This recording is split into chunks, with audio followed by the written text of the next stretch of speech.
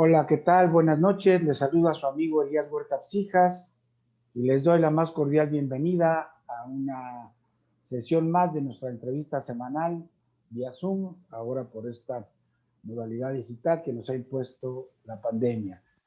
Eh, Muchas gracias por estarse una vez más conectando con nosotros, nuestros amigos abogados de la Ciudad de México, de varias entidades del país que habitualmente se conectan con nosotros. Ya poco a poco se están conectando, ya vamos en más de 60 personas que se están conectando. También tenemos, creo ya estamos también en el aire en Facebook Live. Pues bueno, hoy, como desde el primer programa que empezamos en marzo del año pasado, ya vamos a cumplir un año con esta modalidad, pues hemos priorizado tratar temas que tienen que ver con la pandemia, con el COVID-19. Todo está vinculado hoy necesariamente a la pandemia, pero bueno, hay que decirlo, ¿no? Son temas que vienen ahí vinculados. Y hoy tenemos un tema muy interesante, un tema de actualidad, dos temas de actualidad que están vinculados, que es el título de nuestro programa de hoy, el compliance y el teletrabajo. Y para ello, pues le hemos pedido que nos acompañe a nuestra querida amiga, la maestra en Derecho, Adriana Peralta Ramos, quien es una especialista en estos temas y quien además, bueno, pues antes de que entráramos a la pandemia, nos venía acompañando en algunos programas, en cabina, en Radio Red, cuando transmitíamos desde Radio Red, y también frecuentemente participa pues, dándonos colaboraciones para la revista Foro Jurídica, que ahora también desde que empezó esta pandemia, pues es digital y no hemos todavía regresado a la versión escrita. Así es que Adriana Peralta Ramos, te damos la bienvenida. Muchas gracias por acompañarnos en esta tarde. Déjame comentarle a nuestro auditorio, antes de que hagas uso de la palabra, de que a partir del programa pasado, y prácticamente desde que empezó el mes de febrero hasta que termine marzo, estamos entrevistando a puras mujeres, con motivo de honrar el Día Internacional de la Mujer, que, como todos sabemos, se va a celebrar por disposición de Naciones Unidas ya hace casi 50 años, el 8 de marzo. Y nosotros, como ustedes saben, también tenemos una modalidad en Foro Jurídico que hemos establecido desde hace 4 años, una sección de las abogadas más influyentes de México, que cada mes de marzo le dedicamos la parte importante de la revista para reconocer los liderazgos de mujeres abogadas que se esmeran por trascender, por hacer trabajo por su comunidad, desde el sector público, desde el sector privado, desde la academia, desde el ejercicio libre de la profesión, desde la judicatura, de la legislatura. Y bueno, y Adriana es una de las abogadas más influyentes de México de Foro Jurídico de este año 2021. Así es que bienvenida, Adriana, nos da mucho gusto que nos acompañes esta tarde. Querido doctor, yo soy la más feliz, muchas gracias. Siento Foro Jurídico mi casa y gracias por todo tanto la invitación de ahora como, bueno, toda la participación que he tenido cercana a ustedes. Así que gracias, doctor, por la invitación. Bien, pues déjenme comentarles que lo haré muy brevemente. Adriana es abogada y maestra en Derecho, en, en, en Derecho de los Negocios, tiene varios posgrados. Por ejemplo, es máster en protección de datos por la Universidad de Rioja, España. Está certificada en compliance e integridad por la Universidad de Nueva York. Es auditora certificada de Compliance Management System for Ethic Intelligence. Tiene más de 20 años de experiencia en el diseño y desarrollo de implementación de programas de compliance en diversas compañías transnacionales como John New York, Philip Morris International, Nestlé, General Motors, inclusive del Grupo Palacio de Hierro, y es Compliance Officer para México, Centroamérica y el Caribe. Ha sido mentora y capacitadora de Compliance Officer. y es miembro de la Asociación Nacional de Abogados de Empresas y es autora de un libro muy interesante sobre la materia, que es Compliance en México, el antídoto contra la corrupción. Pues bien, ya no quisiera decir más datos curriculares. Definitivamente nuestra invitada de hoy es una autoridad en esta materia, en esta novedosa materia. Yo, la verdad, he ido aprendiendo los vericuetos de este tema tan interesante, de las participaciones, de las colaboraciones, de las entrevistas que le hemos hecho a Adriana. Y bueno, sin lugar a dudas, esta es una nueva herramienta que tenemos los juristas, pero que tenemos fundamentalmente en las empresas para tratar de prevenir la corrupción y el lavado de dinero, y que en los últimos años, quizás ya nos platicarás, Adriana, en los últimos 10, 15, 5, cómo esto ya es un tema sine qua non para todas las empresas, ¿no? Y quizás para otros campos. Así es que nos gustaría, ahora vinculado a un tema de pandemia como es el teletrabajo, que primero le explicaras a nuestro auditorio. Ya se han sumado más de 110, los amigos que se suman casi siempre, desde Michoacán, desde Puebla, desde Jalisco, desde Guerrero, desde Tlaxcala, en fin, poco a poco, y desde luego de la Ciudad de México, muchos amigos magistrados, federales, locales y miembros de la Asociación Nacional de Doctores en Derecho. En fin, pues Adriana, coméntanos un poquito para quienes no estamos muy familiarizados con el tema del compliance. ¿Qué es el compliance y por qué es una herramienta para prevenir corrupción y lavado de dinero en las empresas? Compliance nace, y déjenme contarles un poco, compartirles sobre cómo nace Compliance y cómo se vive hoy, porque digamos que eso ya ha ido cambiando en el tiempo, como bien lo decía doctor. Compliance inicia hace más de 40 años en Estados Unidos, derivado de una ley de nombre FCPA o Ley de Prácticas Corruptas en el Extranjero, FCPA por sus siglas en inglés. Y esta ley de un alcance pareciera que hasta muy acotado, porque realmente con 3 artículos en este momento, en el año 77, proponía, pero sobre todo obligaba a las empresas a no practicar actos de corrupción, pero concretamente se refería a la vinculación con oficiales de gobierno, sobornos y pagos de facilitación, incluso no regalos y un concepto por ahí que desde entonces empieza, nada de valor, porque a veces más que el dinero es información o incluso algún regalo o algún favorcito. Y entonces desde ahí se establece esta obligatoriedad de contar con un programa al interior de la empresa para evitar actos de corrupción. Pero eso fue en el 77. Compliance como tal, e incluso la primera palabrita de compliance officer, o sea, una persona dentro de la empresa encargada de gestionar este programa, no se da sino hasta el año 85. El año 86, por primera vez, se determina que compliance no bastaba que fuese solo el combate contra la corrupción, es decir, el evitar las mordidas, los sobornos.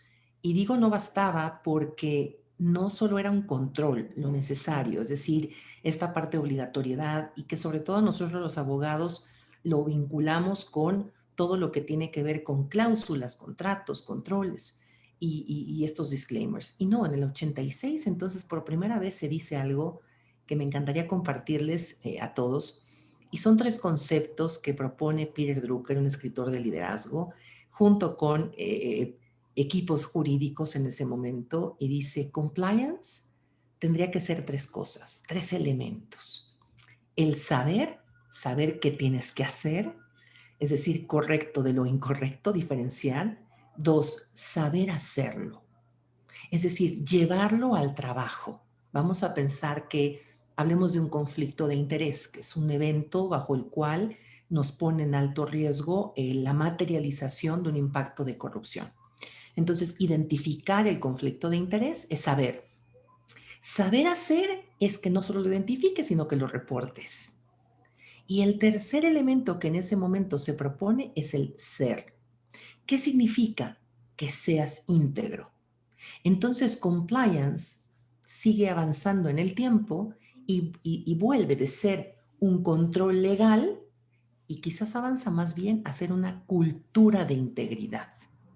Entonces, hoy compliance quizás en México se escuchó mucho más los últimos 10 años y con mucha mayor fuerza los últimos 7 después de temas y cambios legislativos concretamente en materia de prevención del lavado de dinero, así también como protección de datos personales y seguido de competencia económica. Todo ello volcaba hacia la prevención.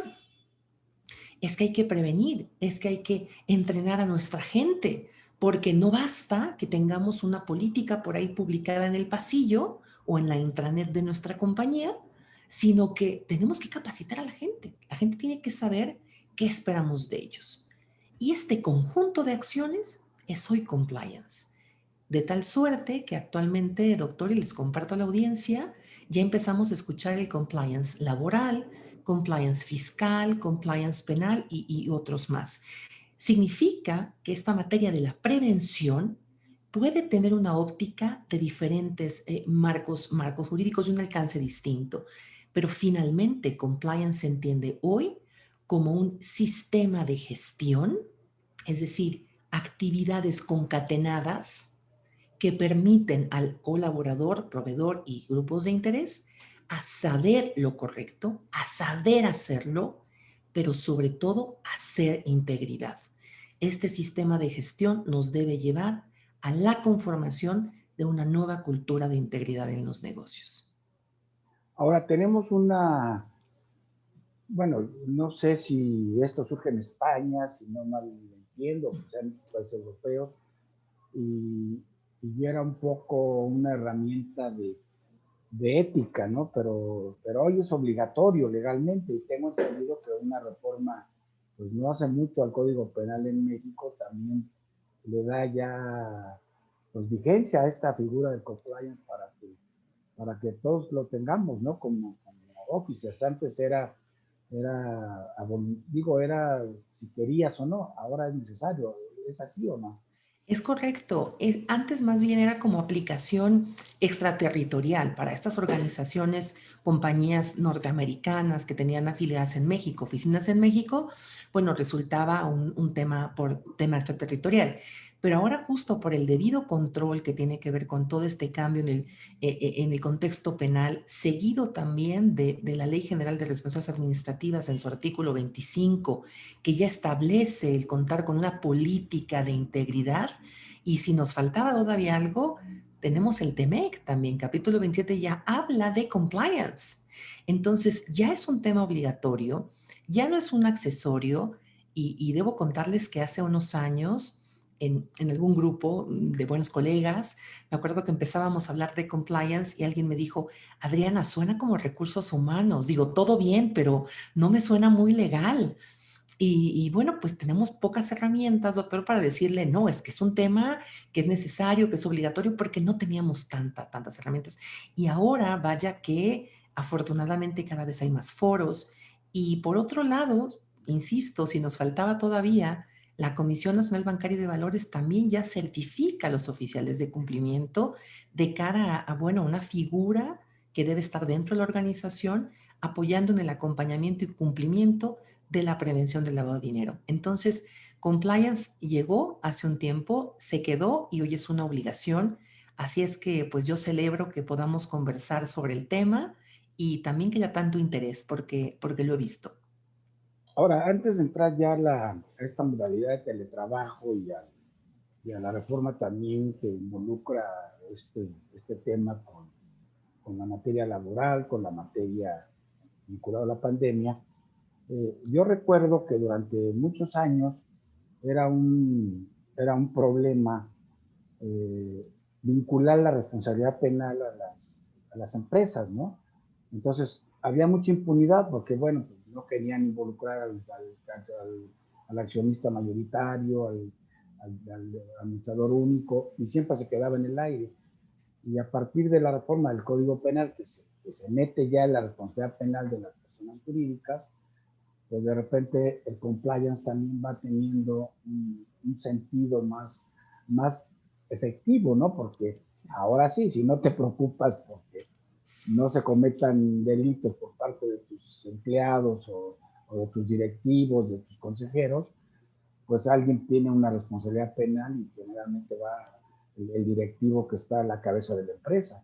Entonces ahí como que pienso yo también ya entra como una camisa de fuerza legal el tener que respetar estas reglas. No sé qué opinas al respecto. Totalmente. Y es muy interesante este enfoque porque a mí me ha tocado platicar con gente que quizás no sean juristas y que, vamos, emprendedoras, emprendedores, y de pronto, oye, Adriana, eso suena muy interesante el compliance, pero me suena como una empresa, pues de estas muy grandotas y que cotizan en la bolsa de Estados Unidos. Yo creo que para mí no aplica. Y cuando hablamos de esta figura que acaba de mencionar, doctor, donde solamente te digo que alguien, así le comparto a nuestros amigos, amigas, yo te cuento que si alguien de tus colaboradores, un proveedor o cualquiera que actúe en nombre y cuenta tuyo comete un ilícito, puede materializarse y encuadrar el tema de responsabilidad penal de personas jurídicas. Oye, ¿cómo, Adriana? Claro. ¿Y cómo puedo mitigar esto? Con un programa de compliance, que ahora también, incluso a nivel comercial, se le llama criminal compliance, ¿no? Entonces, es decir, evitar, pero el evitar no significa el no va a pasar nada. Compliance nace mucho como un mecanismo para identificar los riesgos. Y una vez que los hayas identificado, tienes que evaluarlos. ¿Con qué facilidad o no o probabilidad se pueden materializar? Entonces, si nosotros contamos, vamos a pensar en una empresa del tamaño que ésta sea, pero tenemos un despacho de abogados que nos ayuda para ciertas diligencias y actúa en nombre y cuenta nuestras con autoridades, pudiera cometer un ilícito, ¿cierto? Entonces, no importa el tamaño de tu compañía, ¿qué riesgo tenemos ahí? Corrupción. ¿Cómo puedo mitigarlo? ¿Qué probabilidad hay? Alta, mediana, no sé. ¿Cómo puedo mitigarlo? Bueno, de entrada tienes que capacitarlos. Tienes que contar con una política que hable de temas de anticorrupción, una política de integridad, vigilar, acompañar y monitorear. Algo que se ha encontrado mucho en los casos de corrupción y ya con multas de la SEC, de Securities Exchange Commission, del Departamento de Justicia de Estados Unidos, es que de pronto no se monitoreaba. Y la pregunta es, ¿estoy pagando por encima de la media o por abajo? De cómo recibo las facturas. Entonces, no solamente queda por el lado contractual, sino también por el lado operativo. Así es que efectivamente, si por ahí todavía no estábamos muy convencidos de la figura del compliance, el tema de la responsabilidad penal de personas jurídicas, pues no tiene vuelta para atrás. Esta es una reflexión muy importante de que ya es obligatorio para la empresa de cualquier tamaño. Pero a ver, te pregunto en tu experiencia, porque no deja de ser una figura relativamente nueva, que como ha crecido el marco normativo en esta materia, sobre todo en cuanto al seguimiento de lavado de dinero, pues se ha hecho más exponencial.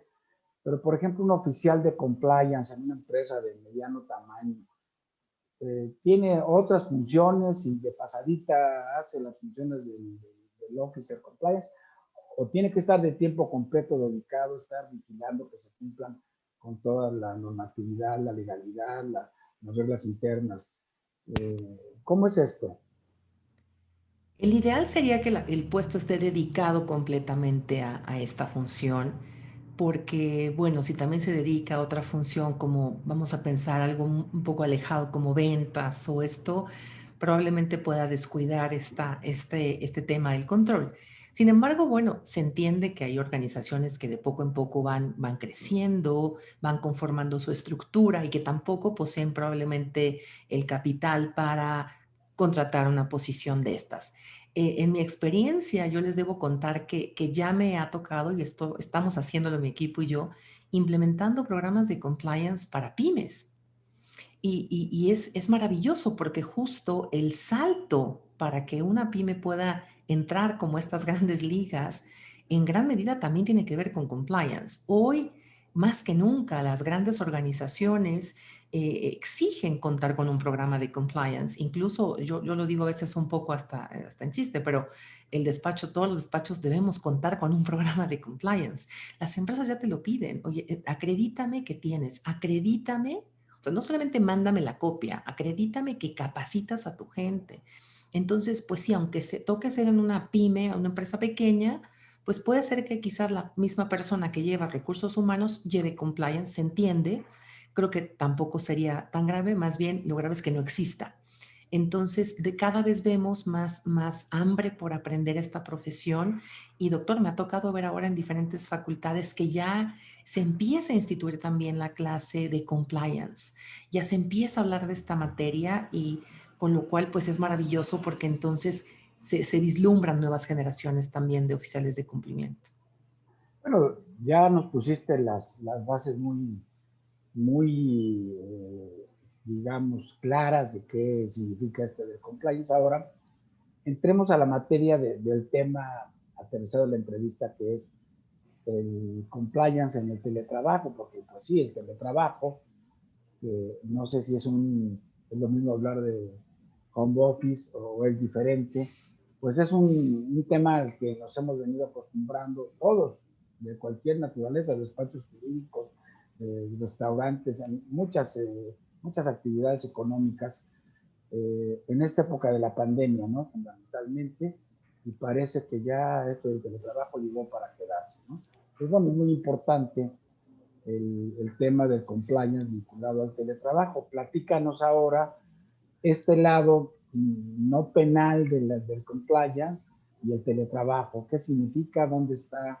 ¿En qué ley? ¿Y cuáles son las? Es muy reciente, este sí, es de este mes de febrero, ¿no? Es un tema calientito que le traemos a nuestro auditorio. Sí, sí, es de hace un mes exacto. Pues yo creo que de entrada hablar de teletrabajo es hablar de esta modalidad del trabajar desde fuera del sitio del negocio. Y no digo desde casa concretamente, porque en teoría, bueno, con esta reforma, el artículo 311 de la Ley Federal del Trabajo, que se publicó el 11 de enero pasado, pues dice que teletrabajo no necesariamente es en tu casa, sino fuera de la oficina, del centro de trabajo, que puede ser en cualquier sitio menos este. Entonces, lo que sí creo que el no trabajar hoy en la oficina no se da estrictamente por un tema de teletrabajo, sino más bien por un tema de pandemia. Pero volviendo a la parte de qué es el teletrabajo, bueno, este acuerdo de voluntades donde el colaborador opta por trabajar desde otro sitio que no es el sitio de la oficina del corporativo, del centro de trabajo. ¿Y cómo cruza con compliance? La verdad que a mí me entusiasmó mucho pues, que el tema, que hayan propuesto este tema, porque creo que hoy la óptica con la que se observa el teletrabajo tiene que ver únicamente con, pues, Ley Federal del Trabajo, es decir, con un tema laboral y que hace todo sentido.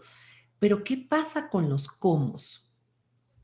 Y con los cómo me refiero a cómo estamos implementando el home office o el teletrabajo.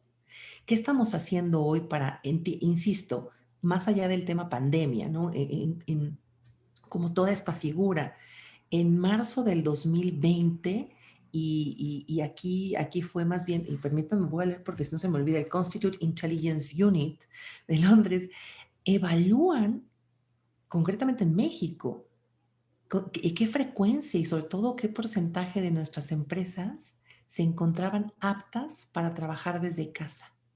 Solamente 2 de cada 10. Y aptas, entiéndase desde el tema tecnológico. Y yo voy a volcarme hacia compliance para decir, y del tema del cómo vigilamos. Hace un momento decía, compliance es el saber hacer y el ser. O sea, el saber lo que debo, lo que no debo, controles, políticas, el saber hacer, el yo llevarlo a mi trabajo de todos los días, pero el último es el ser, qué tanto yo soy íntegra, qué tanto apego a temas éticos. Con un concepto de teletrabajo o de home office, pierdo la visibilidad de lo que está haciendo mi gente. Y entiéndase, más allá del trabajo diario que me están enviando, lo pierdo de vista.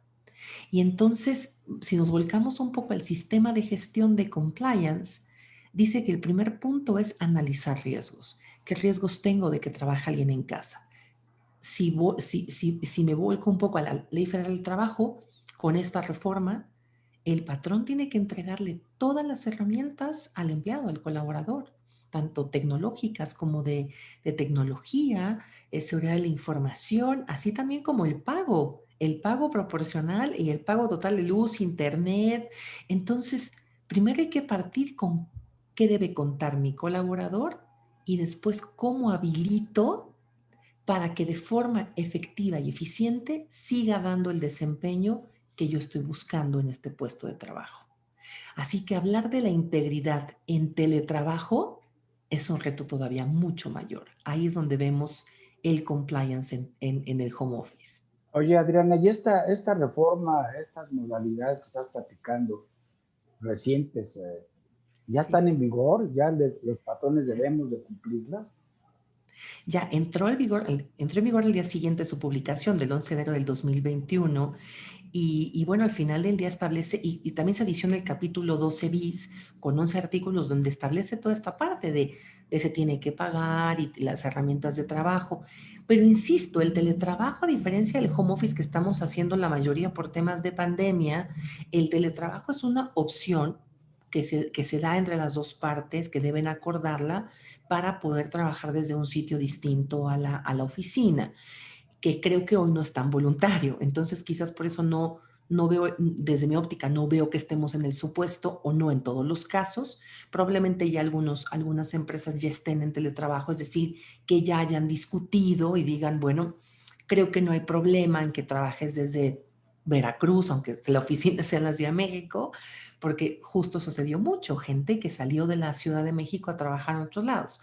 Ahora, aunque ya la reforma esté in place, o sea, ya haya entrado en vigor, creo que hay cosas que todavía no tenemos muy claras. Y quisiera mencionar nada más como alguna para seguir construyendo. La primera es el tema de la desconexión digital. ¿Qué significa esto? Que si bien tenemos una jornada pactada, vamos a pensar de las 9 a las 5:30, 6, no sé, solo por dar algún ejemplo, la desconexión digital que mucho se está hablando en España ahora mismo, este concepto, es cortar. Me salgo del correo, me desconecto de la computadora y del teléfono. Y algo que sucedió mucho en pandemia y que sigue pasando, lamentablemente, es que para muchos patrones el decir, bueno, estás en tu casa, parecería estás de vacaciones. Y son las 9 de la noche y te sigo llamando a juntas. Y es medianoche y te pido que me mandes el archivo que me urge muchísimo. Excepcionalmente se entiende, pero no existe esta famosa desconexión digital y que es algo que cada vez más se está hablando y esto, bueno, esto nos lleva a otras cosas, doctor, porque quizás la pregunta para hablar de integridad en el tema de teletrabajo es qué tan habilitados estamos todos para el tema de la confianza. Finalmente es algo que está siempre en el aire, ¿no? No te estoy viendo. ¿Cómo sé que de verdad estás trabajando? Y más en un momento donde me atrevo a pensar que vivimos momentos de desconfianza. Ya nos cuesta creer que hasta para que me pidan el INE me tengan que vacunar. Entonces, en estos momentos de la desconfianza, ¿cómo yo puedo llevar a mi equipo a buen remanso a entregar objetivos si no te estoy viendo? Bueno, entonces en esta hipótesis que está muy interesante que tú planteas, aunque sea teletrabajo, sea home office, debería de estar pactado y respetado ese horario, aunque estés en tu casa, pero si tu horario es hasta las 5, ya no tendría yo como patrón derecho a estarte pidiendo trabajo a las 6, 7, 8 de la noche, aunque sea eventual. ¿Qué opinas tú de esto? Sí, debería darse, y de hecho justo en este capítulo 12 bis, se establece el que exista este horario pactado. Pero insisto, el tema de la desconfianza ha sido algo fuerte. Volviendo un poquito a la construcción de un sistema de gestión de compliance, parte esencial de estos programas de cumplimiento es que exista una palabra que yo amo decir mucho en compliance, es consistencia. Debemos ser consistentes y para generar consistencia, parte natural es publica, documenta, pon políticas, procedimientos para que la gente sepa qué esperas de ellos y de ellas y quede muy claro, no se preste ambigüedad. De lo contrario, empezaremos a discriminar. Entonces, debería existir, y aquí va mi primera recomendación sobre el compliance en el teletrabajo, los códigos de conducta, esta especie de Biblia laboral donde establecemos nuestros valores y nuestros principios, ya debería hablar también del home office o el teletrabajo. Ya debería estar hablando de estos otros lugares de trabajo, otros sitios de desempeño. Dos, contar con una política de teletrabajo. Y en esta política de teletrabajo debiera estar de forma muy clara las reglas del juego y que juega para los dos sitios, porque es como toda la vida, como un contrato laboral. Te obligas, pero también tienes beneficios. Entonces, esta política debería ser muy clara y yo aquí siempre digo en idioma humanito, por favor, que sea sumamente puntual. ¿Qué esperas del colaborador? Y sobre todo, ¿qué esperas del liderazgo? Doctor, algo que estamos encontrando mucho es que el liderazgo no se nos preparó, no se le preparó al liderazgo, a los líderes, a los jefes, y de pronto el próximo lunes todos en su casa. Y teníamos una figura de liderazgo un poquito, bueno, de otras prácticas, digámoslo así, donde cada vez que llegues me avisas que ya entraste para que sepa que estás en la oficina. O quiero que me mandes un correo antes de que te vayas para que sepa la hora de salida. Y esas prácticas que incluso a veces ni estábamos probando trabajando, pero te veían ya sentado ahí y decían, bueno, ya está aquí. Y de pronto, con la pandemia, el lunes siguiente nadie se presenta a la oficina, todos a trabajar desde casa. Así es que creo que tercera recomendación que yo daría es el acompañamiento a los líderes.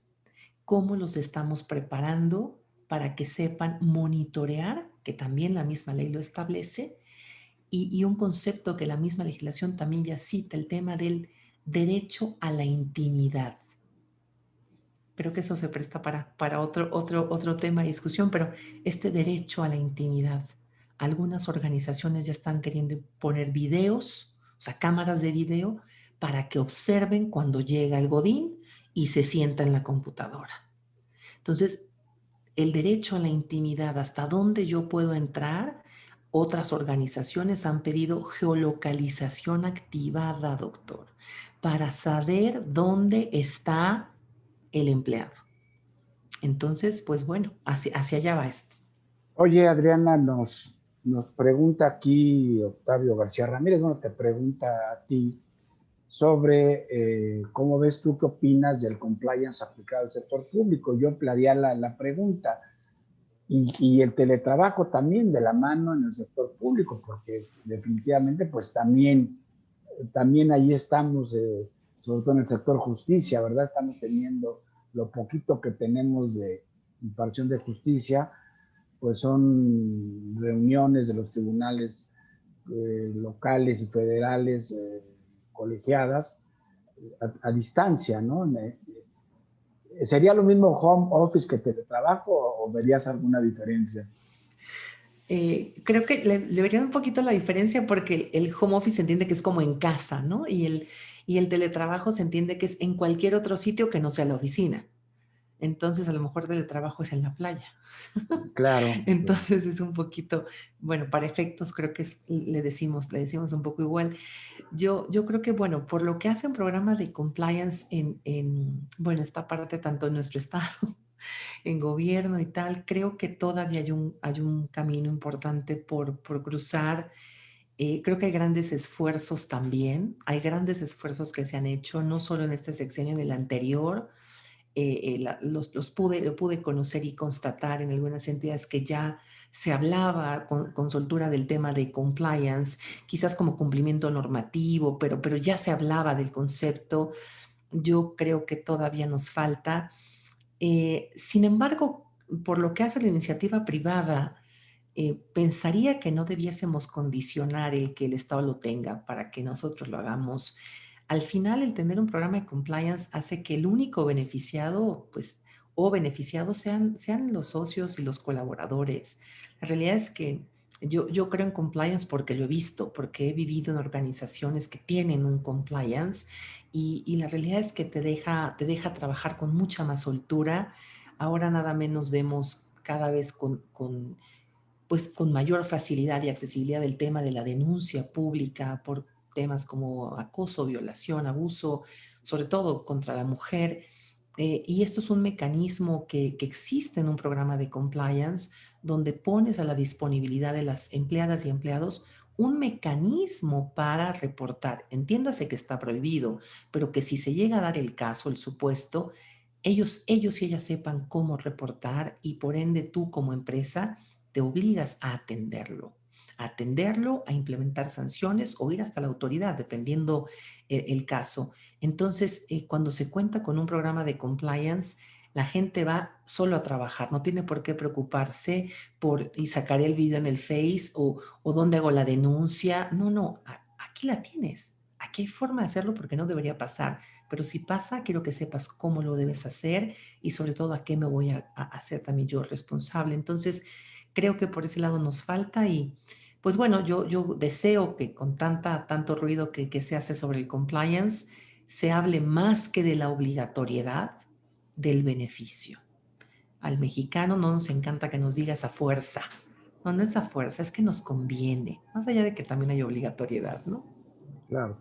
Oye, Adriana, explícanos un poco sobre este tema muy técnico que si bien esta reforma a la ley del trabajo pues, entró en vigor apenas el 12 de febrero, ¿no? Según has comentado, y ya hay un vacatio legis ahí, hay un plazo de 18 meses para publicar la norma oficial que fija obligaciones de seguridad y de salud en el trabajo para el teletrabajo. Pero bueno, ¿qué significa esto en términos prácticos? Cuando existe, bueno, este cambio en el artículo 311, esta reforma a la Ley Federal del Trabajo y se adiciona aparte el capítulo 12 bis, se habla entre estos 11 artículos que el patrón debe garantizar el trabajo tanto honorable, honrado y todo para su colaborador, pero también tiene que garantizar varios elementos más, tanto el pago a tiempo, cómo se dan las directrices, toda la parte tecnológica, seguridad de la información y habla justamente de salud en el trabajo.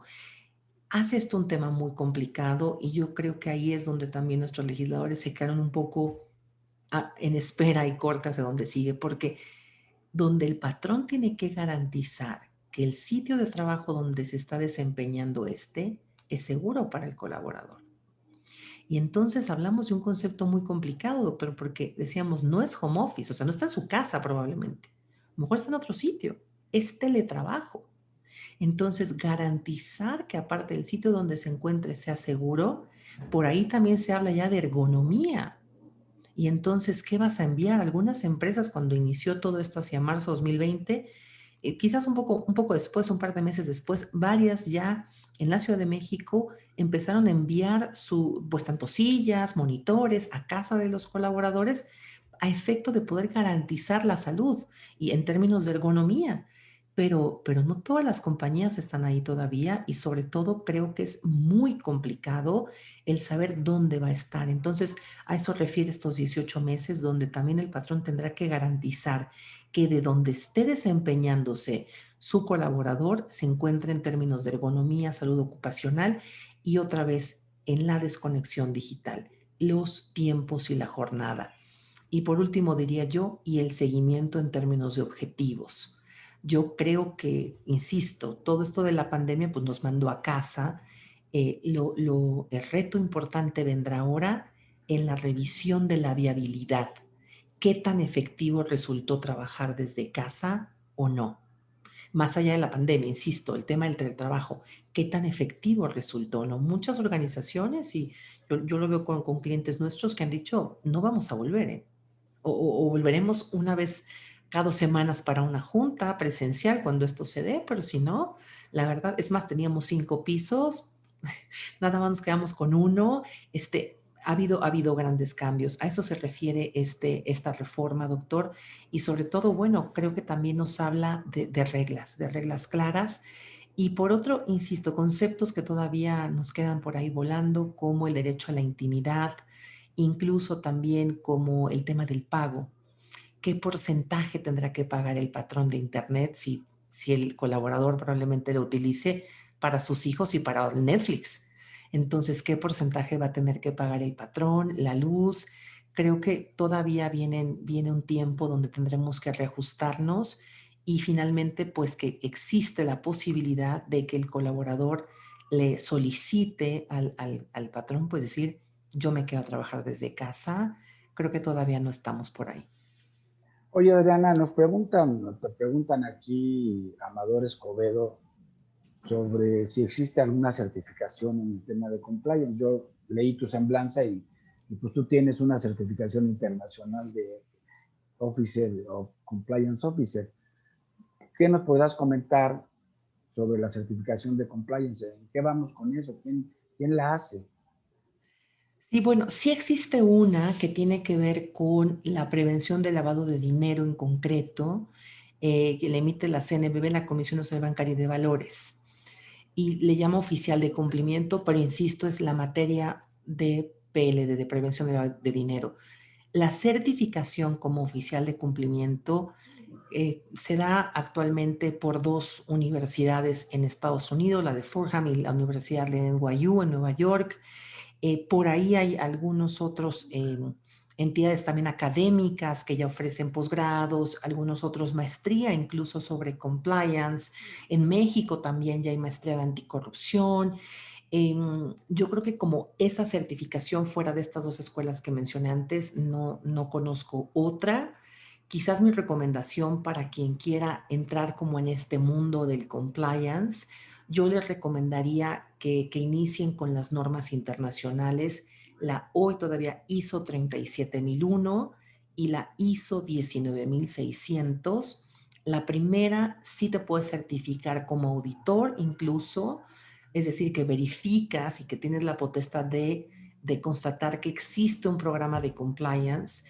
Y sugiero mucho estas dos normas porque me parece que es un camino muy neutral, lejos de que solamente te dediques como a materia laboral, fiscal, penal, que todo eso engloba un compliance, pero me parece que yo recomendaría el primer camino, la certificación de la ISO 37000, hoy 37001 todavía, porque se modificará, pero sobre auditor certificado para compliance sería mi recomendación. En México ya hay entidades certificadoras y nos da una visibilidad muy clara de un sistema de gestión. Esa sería mi recomendación y a la orden también. Tenemos aquí una pregunta de Andrea González que, o sea, no está vinculada necesariamente al teletrabajo, pero bueno, es una pregunta que tiene que ver con el tema. La Comisión Nacional Bancaria y de Valores prohíbe que el oficial de cumplimiento se involucre en el negocio, pero en pymes, pero en pymes y empresas. Sería bueno que compliance se involucre en las decisiones de negocios para garantizar la integridad y transparencia en las negociaciones. Me encanta la pregunta porque creo que va muy a colación de lo que acababa de mencionar. Para la Comisión Nacional Bancaria y de Valores, el oficial de cumplimiento tiene un rol distinto a este compliance del que ya estamos hablando. A lo que refiere la CNBV tiene que ver con PLD. Y entonces a mí me parece que puedes caer, si te dedicas a PLD y revisas controles, tanto registros como altas, y entonces además te metes a temas del negocio, me parece que podrías descuidar e incluso caer en una falta de segregación de funciones, me parece a priori. Quizás por eso es que es tan puntual que la CNBB diga no te metas en otra cosa salvo el tema de PLD. Cuando hablamos de compliance como sistema de gestión, engloba PLD, competencia laboral, fiscal, penal, engloba todas esas materias, pero engloba también la operatividad y sobre todo también engloba el tema reputacional. Con lo cual, si un oficial de cumplimiento se involucra en temas del negocio, me parece que hace todo sentido. De lo contrario, nos quedamos tan atrás me refiero, tan alejados al negocio, que cuando venga algún comentario o alguna petición de autorización o de revisión de riesgos, el compliance officer se siente tan lejos que desconoce lo que está haciendo el negocio. Entonces, yo creería que el puesto, esta posición del compliance officer, tendría que estar en tal nivel jerárquico que tenga de forma asequible la información del negocio, que entienda hacia dónde va, el espíritu, la óptica y que se anticipe, sobre todo que se anticipe los nuevos lanzamientos, los nuevos procesos, proyectos, alianzas, de tal forma que sea un jugador de la mesa de los grandes y no que se vuelva un policía. que para nosotros, bueno, en nuestra cultura, nadie queremos un policía en la empresa, vamos, con todo respeto, pero que alguien me esté bloqueando la forma en la que hago los negocios, no, no. Entonces, de esta manera, yo pienso que, bueno, el compliance officer se vuelve parte del negocio y habla el mismo idioma. Oye, esta es una reflexión que hago yo y me gustaría saber tu punto de vista. Indudablemente que esta nueva legislación en materia de teletrabajo, compliance y teletrabajo, que en otros países europeos, en España, por ejemplo, pues está muy, muy avanzado. Ya hemos venido desde que empezó la pandemia en marzo hablando del teletrabajo, en fin, eh, y muchas de estas ideas pues, han venido a revolucionar la manera en que se están manejando muchos de nuestros tribunales, ¿no? Pero la materia laboral, de la justicia laboral, ha sido una de las más afectadas. Prácticamente no hemos tenido juntas de conciliación y arbitraje, cuando menos en la Ciudad de México. Se abren, se cierran, se abren, se cierran. El sindicato no quiere, muy, muy justificado además por el tema de la salud pública. Pero bueno, ¿de qué manera podemos pensar que esta obligación, este derecho humano ahora laboral, de que el patrón le dé una parte proporcional de la luz al empleado, que le dé las herramientas tecnológicas, en fin, cómo, si no lo cumple, cómo el trabajador va a venir a demandar si están cerradas las juntas, ¿no? O sea, es un tema complicado, ¿no? Y si ya estamos viendo, como explicabas tú, esta modalidad de que la norma oficial, el legislador no le pudo entrar bien. O sea, hay un tema ahí de lo jurídico y de lo que es la realidad que está sucediendo en el país. ¿Cuál sería tu comentario, tu reflexión al respecto?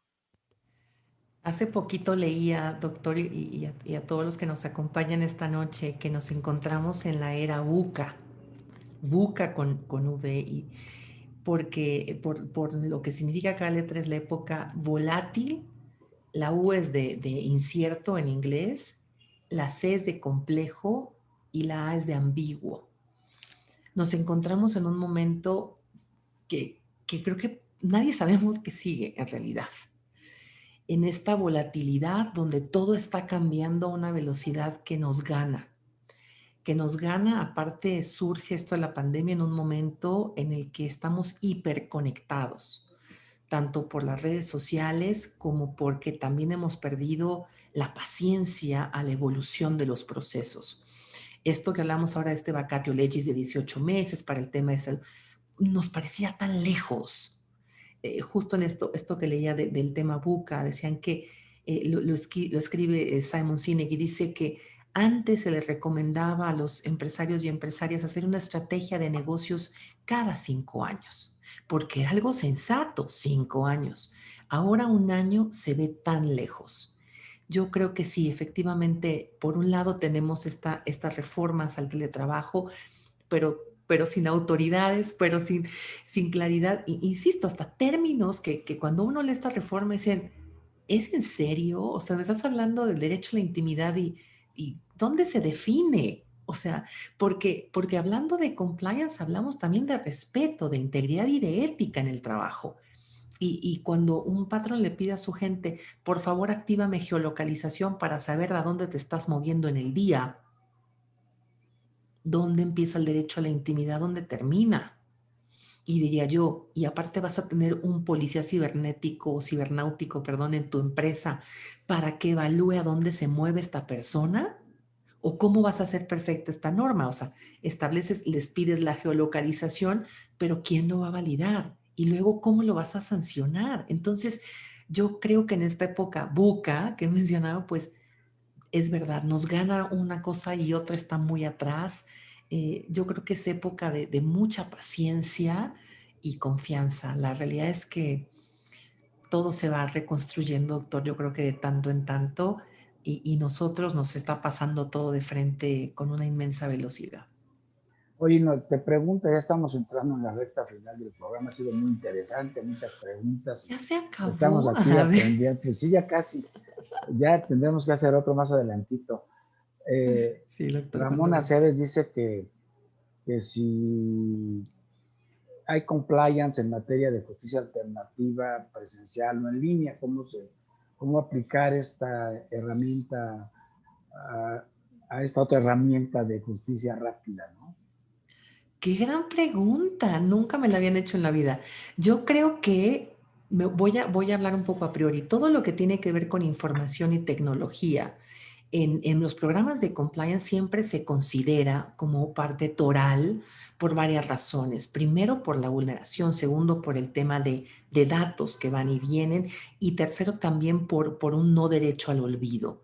Porque gran parte de todo esto se queda en las nubes, se queda en nube, me refiero en Internet. Entonces, ¿dónde guardarlo? ¿Cómo guardarlo? Y sobre todo, ¿me escuchan? Para que Están alguien puso diciendo que que no me no se escucha. escucha, a ver, habrá que hablar un poquito más fuerte, no sé, yo escucho bien, no sé, háganos Sí. algún comentario, pero sigue adelante, Adriana. Muchas gracias. Entonces, creo que, bueno, desde ahí, a nivel de compliance, tiene que haber una política, pero otra vez, no solamente es normarlo por obligación, sino cómo hago perfecto esto. Es decir, cómo lo voy a monitorear a efecto de que si alguien se sale de la norma, venga una sanción. De nada sirve que yo establezca una política o un programa, en este caso de compliance, si no lo voy a monitorear. Y me encantó el tema. Muchas gracias por la pregunta. No, pues bueno, ya nos está contestando, por ejemplo, la maestra Cintia Casarrubias de Querétaro, que sí se escucha bien. Ay, Gracias a gracias. todos los que rápidamente nos contestaron. Bueno, pues ya estamos, insisto, en los últimos minutos y verdaderamente muy interesante y es un tema pues muy complejo, muy actual y muy necesario, ¿no? Tendremos que seguir sobre la marcha construyendo, creando. Los abogados tenemos que ser muy activos en esta época, tenemos que ser agentes de cambio donde nos encontremos y este es un gran tema. Pues dinos cuando menos 3 recomendaciones, ya has hecho varias, pero ¿qué recomendarías tú en este tema del teletrabajo, el compliance en el trabajo, para el patrón, para la gente que está haciendo home office o teletrabajo? ¿Qué nos podrías decir de un poquito cerrando ya tu participación muy brillante, muy valiosa? ¿Qué recomendarías para este tema tan novedoso? Muchas gracias, doctor, por permitir hablar de estos temas que sí son novedosos y son necesarios. Yo recomendaría los siguientes pasos. Lo primero, hace un momento decía, tener una política de teletrabajo. ¿A qué nos referimos con una política de teletrabajo? A unas reglas, a que se establezca un lineamiento claro, que todo mundo entienda, pero que todo mundo conozca. No, por favor, solamente caigas en la tentación de publicarlo ahí en tu página web y que lo leyó quien quiso, porque nadie lo va a leer, escucha. Entonces, por favor, compártelo con todos tus colaboradores, la cantidad que ésta sea, que lo hagan suyo, que lo entiendan. Yo te recomendaría adicional y les recomendaría capacitar en temas de teletrabajo. Hay algo a lo que nos enfrentamos con esto de la pandemia y que Simon Sinek, un escritor que acabo también de citar, él dice que quizás a lo que más nos dolió a todos en esto de la pandemia, naturalmente se entiende las pérdidas que todos hemos tenido eh, cercanas y tal, pero adicional a esto, él decía en temas de trabajo, nos enfrentamos a vivir con la ambigüedad y a que nuestras métricas de éxito fueron modificadas. ¿Qué es hoy con lo que te hace sentir exitosa o exitoso? Y resulta que en el teletrabajo nos toca monitorear a la gente o que me monitoreen a mí, o sea, alguien, un jefe o tú a tu equipo. ¿Cómo vas a llevar a buen camino el éxito empresarial? ¿Cómo vas a medir la efectividad? ¿Por entregables? ¿Por tareas? Porque si no es tan claro esto, créeme que lo único que vas a buscar es que la gente esté sentada ahí y que te mande foto y que te mande video y que te mande un correo. Yo creo que lo que nos va a obligar el teletrabajo y nos está obligando ya es a tener claridad en las métricas de éxito de un negocio.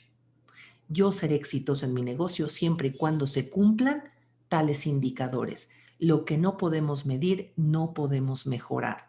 Para que el teletrabajo lleve un buen éxito, tenemos que tener reglas iguales, o sea, políticas, procedimientos, entrenamiento a nuestra gente y por último, tener métricas de éxito, indicadores. Si yo tengo indicadores, puedo ir midiendo los avances y probablemente no haya necesidad de que me digas que ya llegaste. Finalmente, la forma en la que se te compensa, o sea, sus bonos y tal, va a ir ligada a estos indicadores. Entonces ya no se requiere un capataz atrás, se requiere de gente comprometida. Y si no es la gente comprometida la que está contigo, un poco ahí la política que una vez aprendí en recursos humanos, tárdate mucho en contratar, pero corre muy rápido. Es decir, debemos tener a los mejores elementos, capacitarlos, habilitarlos y tomar mejores decisiones. Finalmente, mi último consejo en términos de teletrabajo es conciencia social. Yo creo que hoy algo que estamos viviendo todos y lamentablemente con mucha frecuencia es la depresión, problemas emocionales. Yo creo que hoy cada vez más, adicional a lo que establece la NOM 035 también, debemos preocuparnos y ocuparnos por nuestra gente. Muy bien, Adriana, pues la verdad es que ha sido muy interesante. Hay muchas llamadas, aquí ya las estás viendo tú. Bueno, no llamadas, no estamos al aire, pero muchos comentarios, les agradezco. Nos estamos dando cuenta ahora, te felicitan. Tenemos gente que nos está siguiendo ahora también desde los habituales de varios estados, desde Guanajuato, desde Querétaro, que no se habían hecho sentir en otros programas.